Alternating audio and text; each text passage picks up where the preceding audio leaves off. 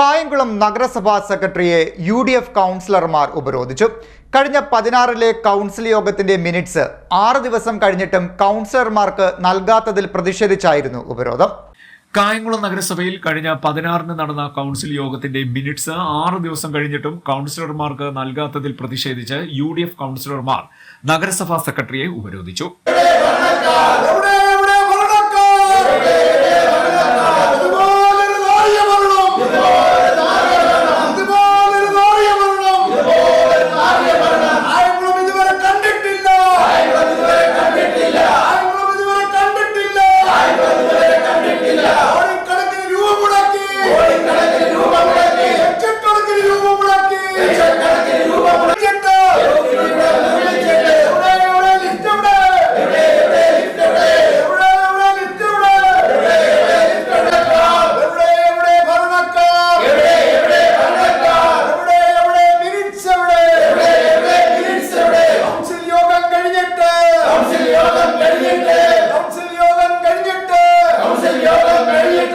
നിയമപ്രകാരം യോഗം കഴിഞ്ഞ് 96 മണിക്കൂറിനകം മിനിറ്റ്സ് രേഖപ്പെടുത്തി ചെയർപേഴ്സണ് നൽകി കൗൺസിലർമാർക്ക് പകർപ്പ് നൽകണം. എന്നാൽ കേന്ദ്രത്തിൽ നിന്ന് ലഭിച്ച ഗ്രാന്റ് തുകയായ 4.5 കോടി രൂപ ഇഷ്ടക്കാർക്ക് നൽകാൻ കൗൺസിലിന്റെ അംഗീകാരം പോലുമില്ലാതെ പദ്ധതികൾ ജില്ലാ ആസൂത്രണ സമിതിക്ക് അയക്കാൻ വേണ്ടിയാണ് മിനിറ്റ്സ് നൽകാതിരിക്കുന്നതെന്ന് കൗൺസിലർമാർ ആരോപിച്ചു.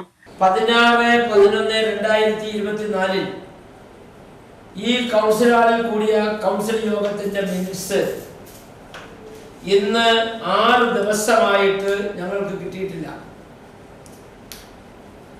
ചട്ടപ്രകാരം കൗൺസിൽ യോഗം കഴിഞ്ഞാൽ 96 മണിക്കൂറിനകം മിനിറ്റ്സ് തയ്യാറാക്കി സെക്രട്ടറി തയ്യാറാക്കി ചെയർപേഴ്സണ് കൊടുത്ത് അവിടുന്ന് അപ്രൂവ് ചെയ്ത് ടൈപ്പ് ചെയ്ത് ഞങ്ങൾക്ക് കോപ്പി തരണം എന്നാണ് ചട്ടം. ആ ചട്ടം അനുസരിച്ചാണ് ഇവിടെ ഭരിക്കുന്നതെന്നാണ് ഞങ്ങൾ മനസ്സിലാക്കുന്നത്.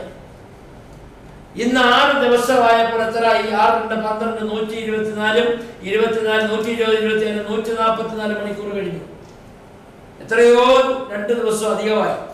അപ്പൊ ഞങ്ങൾക്ക് മനസ്സിലാകുന്നത് കൗൺസിൽ തീരുമാനം എഴുതി തരാതെ പദ്ധതികളെല്ലാം അട്ടിമറിച്ച് CPM-കാർക്കും ചെയർപേഴ്സണും ഇഷ്ടമുള്ള വാർഡുകളിലൊക്കെ ഇഷ്ടംപോലെ തുക അനുവദിച്ച് പദ്ധതികൾ അയക്കുന്നതിന് വേണ്ടി മിനിറ്റ്സ് ഒളിച്ചു വെച്ചിരിക്കുന്നു എന്നാണ്, ഒപ്പിടാതെ വെച്ചിരിക്കുന്നു എന്നാണ്.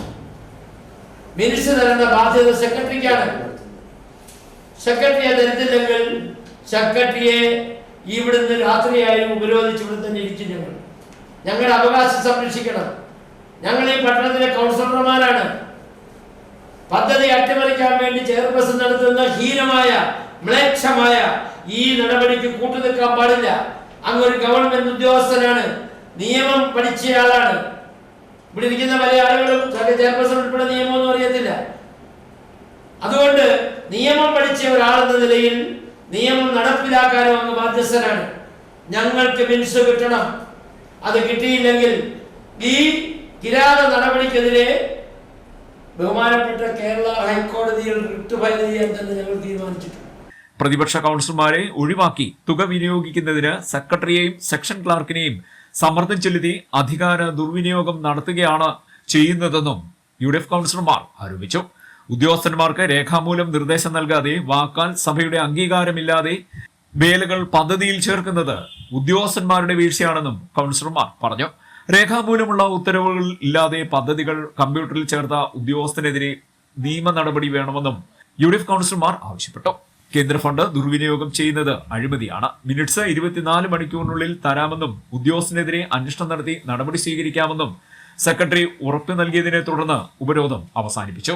എന്നാൽ നിയമ നടപടികൾ സ്വീകരിക്കുമെന്ന് UDF parliamentary party leader CS Basha അറിയിച്ചു. കൗൺസിലർമാരായ K Pushpadas, PC Roy, AP Shajahan, Bidhu Raghavan, Ansari Koyikkileth, Biju Nasarulla, R Sumithran, Anshad Wahid, Geetha P, Ambika, Mini Samuel എന്നിവർ ഉപരോധത്തിൽ പങ്കെടുത്തു. CD net news, Kayamkulam.